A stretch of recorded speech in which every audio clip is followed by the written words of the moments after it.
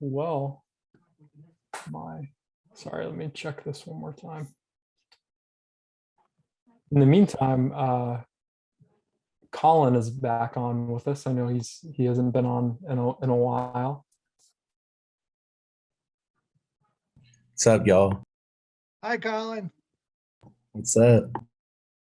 Sorry, my internet's a little hazy. And then we also have Sadina on, who is doing essentially what Colin did last semester as a practicum student at UK. So Sadina, if you want to introduce yourself. Hi, I'm Sadina.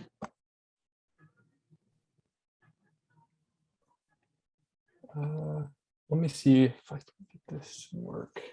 Sorry, I don't know why it's had all kinds of technical difficulties today.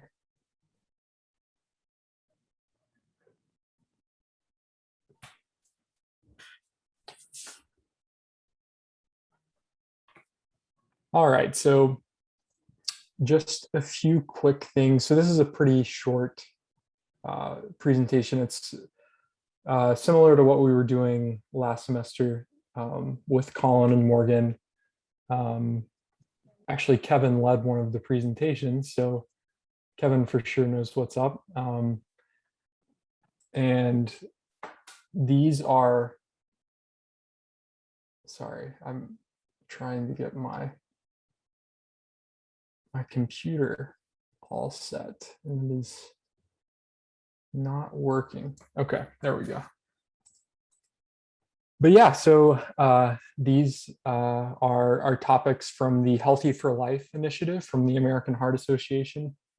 And so it's something that we partnered with them to create as, which again, all of you all have already seen at least one of these presentations.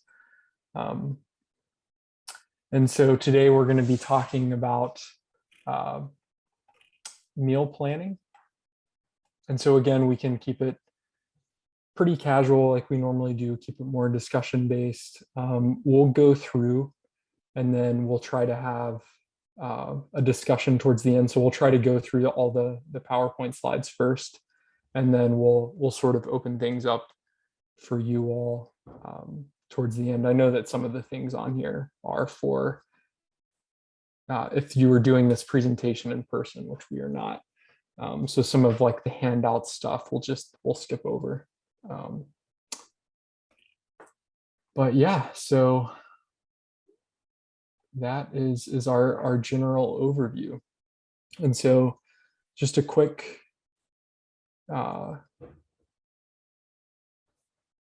well, actually we can go right into it. So the learning objectives for the topic for this week is creating a meal plan and a grocery list, which again, we've talked about some of these before. I know that actually the topic that Kevin did last semester with the, what was it, Kevin, the smart and fearless shopper? Yes. Yeah, so this one is kind of similar to that. But just a little bit more about the meal planning aspect instead of the actual, like, you're in the grocery store shopping aspect. But yeah, so we'll talk a little bit about planning ahead and then what to do while you are grocery shopping. And so icebreaker, again, this is another thing that's sort of set up for an in-person event. So we'll go ahead and skip over that as well. All right, so the first step is to plan ahead. As food prices keep rising, shopping for nutritious food on a budget becomes more challenging. The good news is that healthy eating can actually cost less. By creating a food budget, planning menus, and shopping wisely, you can save money and enjoy delicious, nutritious meals. So I know one thing that I do or my family does is when we go on our family vacations, we like to, one, of course, make a list, get everybody and make a list of what we need or what they think we need. And then two, we put some money aside and that's just like for the grocery money and stuff like that. So that helps a lot.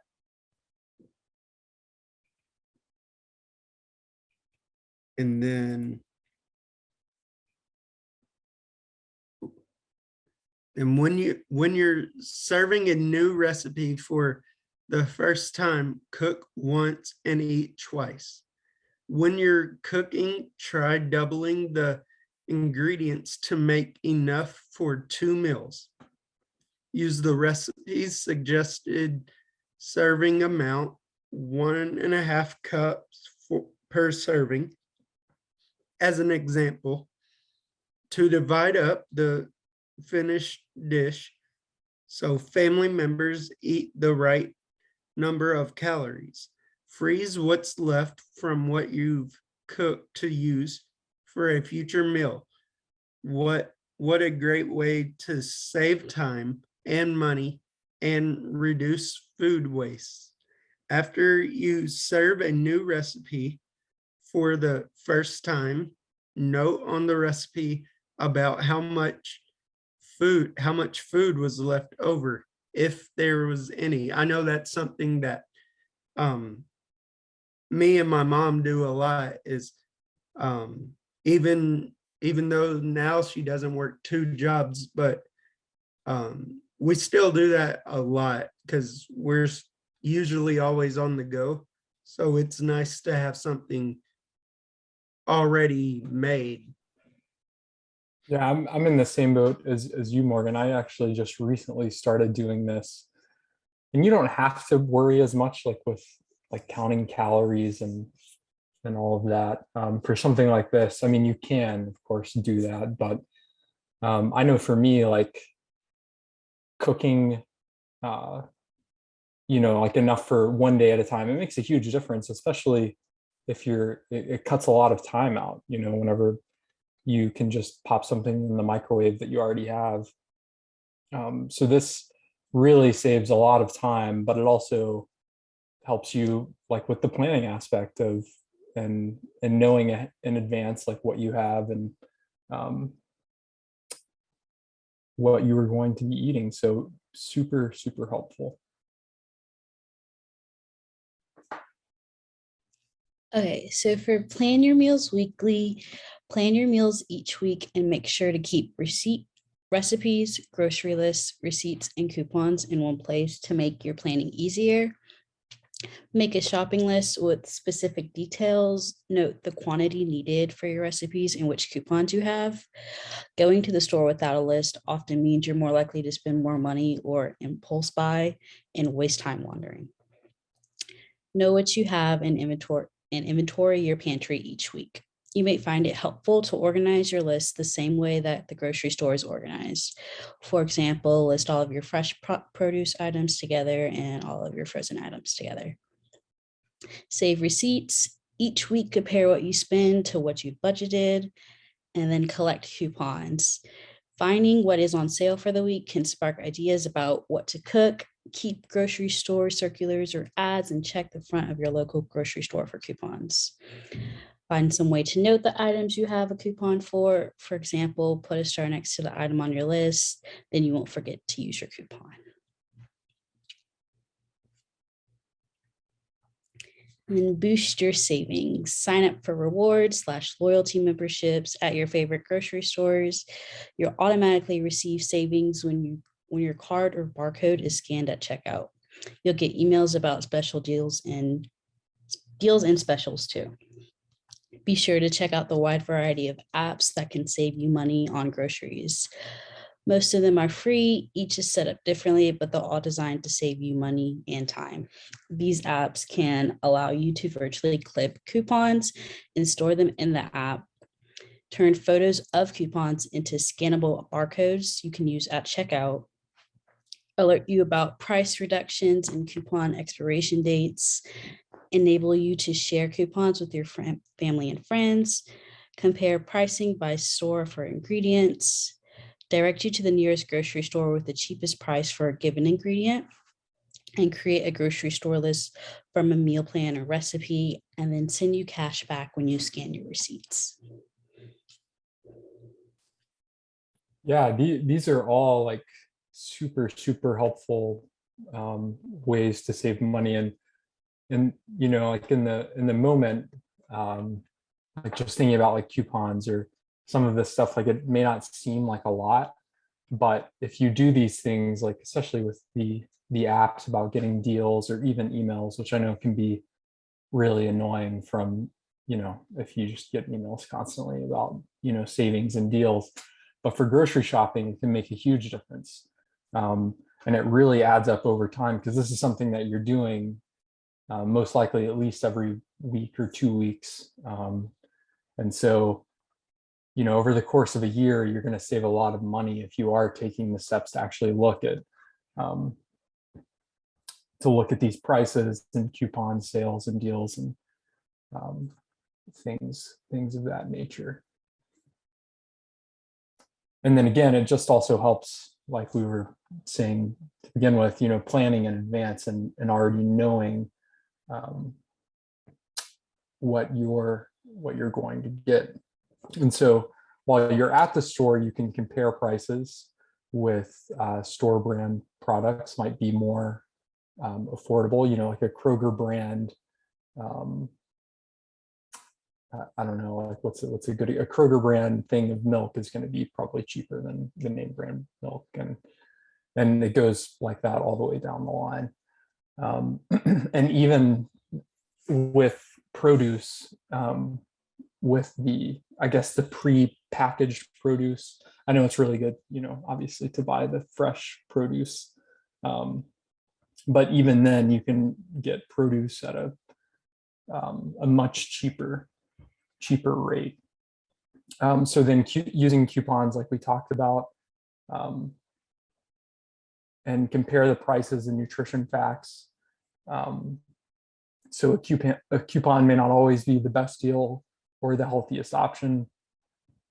Buying in bulk, always a great way to save money, just to be sure you have, or just be sure that you have room in your freezer or refrigerator. So definitely a key piece of information. And that's why these stores like Costco and Sam's Club are so popular, is that whenever you have a sale at a store like that, then you can get a massive amount of food or any number of different, you know, sort of grocery products at a crazy discounted price. So And also maybe with the buying in bulk, make sure you check it first. I know me and my mom, we got these pretzel bites that we were going to use for a tailgate. And then the day before, I think the night before the tailgate, we were packing everything up. Mom looked at it and it was all moldy. So yeah, that's something. I mean, even just at the regular grocery store, you're going to run into those issues sometimes. But it is more likely, like Morgan said, if you're buying something in bulk, to have something that may have just been, you know, sitting there for a longer period. Especially if you get something that you're not used to getting in such a large quantity, it may sit in your house longer than what it normally would. And so that is definitely something you want to keep track of. And then similarly, in the same vein, you want to buy produce that's in season. So fresh fruits and vegetables that will last for about a week. And remember that canned frozen fruits and vegetables will last a lot longer, and also maybe less expensive, but they can also be just as healthy, which that's something that we talked a lot about in, actually, I think it was Kevin's presentation that we also talked about that. And then the last thing is to don't check out at checkout. So that means don't, not pay attention during checkout. You definitely want to be on high alert, and make sure that if you are planning for certain discounts and stuff, that you are getting them. Like I know in Kroger, like you type in your number to make sure that you're, or you can scan like a card to make sure you're getting your deals. And again, like, in the moment, it may not seem like a big deal, but over time, it, can save you a lot of money over the course of months and years. So creating a weekly meal plan, is always a great way to plan out, not just for grocery shopping, but for your health in general, and knowing what foods you want to, looking at what foods your body needs, and then making sure that you're getting them. That's something that I really struggle with is,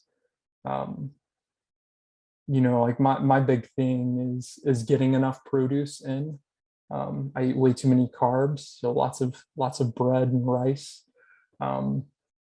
And so if I'm planning in advance or the week of, before I go to the grocery store, and I make sure that I am getting these things, then it's much easier to be like, okay, I can eat this amount of vegetables and fruit throughout the week, and do it day by day. This is good too, because I know I'll check, or I won't even check to see if we need something, but my mom will go to the grocery, and then maybe that day and I'll say, oh, we need this. I forgot about that. And we need this and this. So it's good to like do a rundown of what you think you need for that week. Yeah, for sure. And then this is also one that we have looked at before. And again, you don't have to do anything like this one specifically, but this one is really helpful too, because it has physical activity lined out with it. And I know that that's another big thing for me. If I getting out of my exercise routine, it's very difficult for me to get back on my exercise routine once I'm out of it. So if I plan it out in advance and just know that, like, okay, on this day I'm going to do this and I have to do this, then I'm much more likely to do it if that's sort of the mindset that I have, where I can sort of visually see it. So again, these things are very helpful and very useful to use. And again, it doesn't have to be something like this. This is something that you could just write down on a sheet of paper, or if you have like a tablet, or I know you guys have, I'm sure, different forms of technology, but on your phone, or even in just something like Microsoft Word, you can create something like this pretty easily, just by writing the day and then making a list below it. But this is a good way to organize it if you are planning to make your own, where you have all the days and then all the meals. And I know that for me, like, again, so like I don't eat breakfast and lunch typically. I typically only eat in the afternoons and evenings. So it would be easier for me. So I would just have like 2 columns. But then if you are eating, more regularly, like a traditional meal structure, then you can definitely go this route.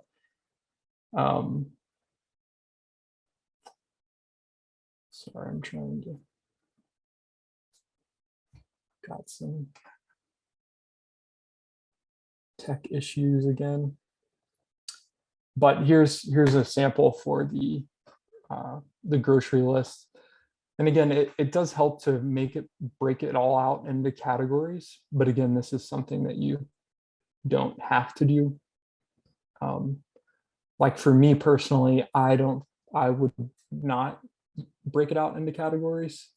I personally just like it all in one place for my grocery list, but everybody's different. And so if you think you might need help with organizing your list, and something like this can make a big difference by breaking it out into categories. And again, this is just a example, so not something that's set for everyone. So before we go on, we'll go ahead and go through them. We'll open it up for discussion at the end. And here's another one of the handouts. Morgan, could you potentially share some of these in the chat? Yeah, I will do that right now. I totally forgot that if you could share. This one and the others that we've, Yeah, if you can just share the previous two as well, that would be Okay, super yeah. solid. Thank you I'm so gonna- much. I'm gonna share this one right now. Okay, sweet. Thank you. So yeah, I forgot that we have these resources to just directly share with you all, so you guys can always refer back to them.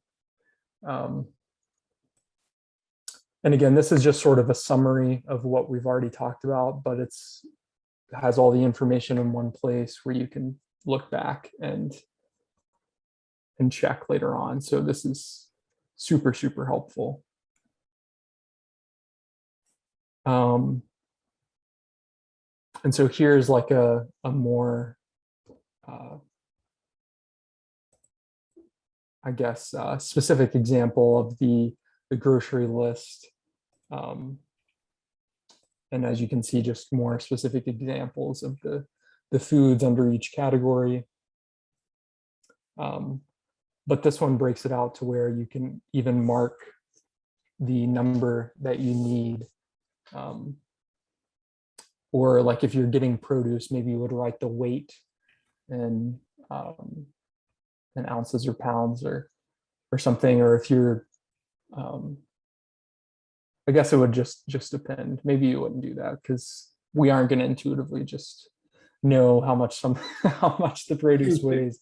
But if you go to the grocery store though, and you are weighing the produce, you can write it down and take note of it for next time. In that way, you can do the same.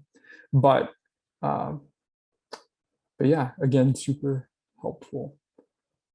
So, all right, I remember in the past, I don't know, you guys probably remember, but SMART goals, do we remember that? All right, so SMART goal, remember, is be specific, so clearly defined, measurable, able to be measured, attainable, achievable, or within reach, relevant, appropriate, or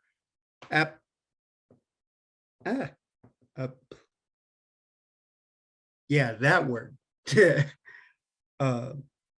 Time-based, given a due date. And then so a goal would be, I will plan my meals and shop smart. That's a cool goal to have, but it's not, it's make it realistic, like time-based and stuff. So a SMART goal would be like, I will choose recipes and create a grocery list before going shopping.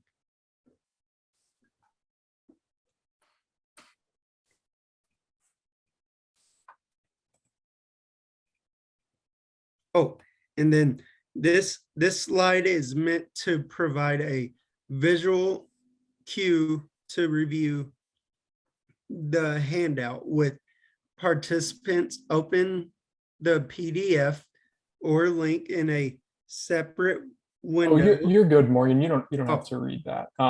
I'll share this. Yeah, one. if you want to, you can share that, and then I'll go ahead and stop sharing my screen, and then we can open it up for discussion. I can already see some hands raised, but just to briefly touch back on the SMART goals that Morgan was talking about. So that again, which I know we've talked about SMART goals a ton. So, but they are so helpful in creating goals and setting long-term goals and short-term goals by knowing the time, creating a specific goal, and really just that specific aspect is such a huge part of it. But then knowing the time and the how achievable it is or how applicable it is to your situation, and then the time is super helpful for all of your goal planning.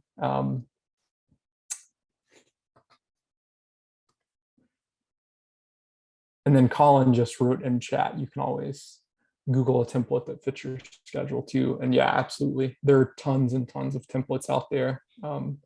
People have been, working on this for years because it's something that I think a lot of people struggle with is just, planning. And so there are a lot of resources out there, much beyond just what we've showed here. So you can definitely find something that's more tailored to you, whether that be for exercise or for meal planning. So I'll go ahead and pass it over to you, Claire. I see that you've had that hand up for a while. I was just gonna ask about those handout things, like if I could have like an email for some of them and stuff to like refer to and stuff to like look back on. Yeah, and- I can. Like Um, the slide or No, the ones about like the grocery list and the meal planning and the other two Yeah. things that they showed towards the end. we Oh, we can yes. definitely send you those for sure. Okay, thanks. Yeah, no problem. All right. So do you guys want to tell us a little bit about your meal planning experience? Yeah, how do y'all plan for meals? I know a lot of people on here are Special Olympic athletes, so I think I can speak for y'all to know that like cooking every day, that's hard to do, right? Because we're always on the go with Special Olympic events. So Nobody's got time for that. yeah. So what do y'all do? Well, my mom cooks stuff and I like to cook since I'm on a break right now from Special Olympics until basketball season starts up. And so my mom looks in her refrigerator and sees what we have and what we don't have and what we need to get. That's how we plan a meal and stuff. All right. Kevin, I saw you had your hand up. All right. Like every week, I can show this to you. Every like we got one for fall, spring, and summer. We get like a menu like every week of of uh, of our meals here at school. Yeah, so you've got it all set out for your whole day. That's super awesome. I wish I had that in my life, for real. Like That's, tonight, we're having spaghetti, meatball, garlic toast, salad, Oh, dang. and fruit salad. eating Nice. good tonight. Yep. Anyone else? Actually, Morgan, my dad usually makes dinner and stuff. Like he'll find something in the freezer or something, and then he'll throw something together, and then usually he'll say, "Oh, Luke, do you want to eat?" And I'm like, "Oh no, Dad, because I got like football, so I'll eat when I get home and stuff." So I'll usually just, and then he'll have food and stuff ready for me when I leave and stuff. So Awesome. Allie, Yeah. were you about to say something too? Yes. I have something when me and my parents made. It is called pasta salad. Ooh. Oh yeah, pasta salad's really good. Yeah, they're pretty good. They're fresh and fruit and veggies, something like that. It's like, Oh yeah, you can put all kinds of good stuff in pasta salad. yeah. And you get the carbs too. That's my favorite. All the pasta. Um, I guess I'll be eating somewhat healthy this weekend. Y'all may not know what it is, but we're having a burgoo party. So it's basically vegetable soup pretty much, but you put, of course, other meats in there, but then you also put a bunch of vegetables. So I guess I'll be eating somewhat healthy, right? yeah. Hey, it may be very healthy. Who knows? I can't remember what my aunt's making, but it may be a little bit healthy, but she's doing roasted vegetables and stuff. And then my dad's doing hand apple pies for their birthday. Nice. That's awesome. Yeah, all the foods we eat don't have to be healthy. It's important to get our comfort food in. All in moderation. That's what we talk about all the time. Yes, moderation definitely helps. Hey, Trent. Hey, question. What's up? When is our special guest coming from the Olympics? So that's actually Colin's sister. So she'll be on. So next November 3rd, I think, Oh, cool. is November 3rd we have chair yoga. Oh, cool. And that's with It's on the Candace 17th. Olick. I Yeah. think. Yes. So then the Wellness Wednesday after that, after chair yoga, Oh, is cool. with Colin's sister. Yeah. Yay. So yeah, we're super excited about that. We'll hope to get a lot of folks on. And so she's gonna, I think, be talking about her experience in the Olympics, and then also talking about the program that she runs in Louisville, I believe. So super stoked to have Colin's sister on. And not only is Colin's sister an Olympian, but Colin's brother was also in the 2008 Olympics. So, Olympic dynasty over here. And then Colin, of course, plays rugby for UK. So very athletic family. All right. So that is everything we've got for today. So if you guys have any questions, just shoot us an email or shoot Kelly an email. And then otherwise we will see you all again in 2 weeks on November 3rd to do some yoga. So super excited about that. So be ready. All right. All See you right. all. Thank y'all. Bye. Bye. Bye. Bye. Bye.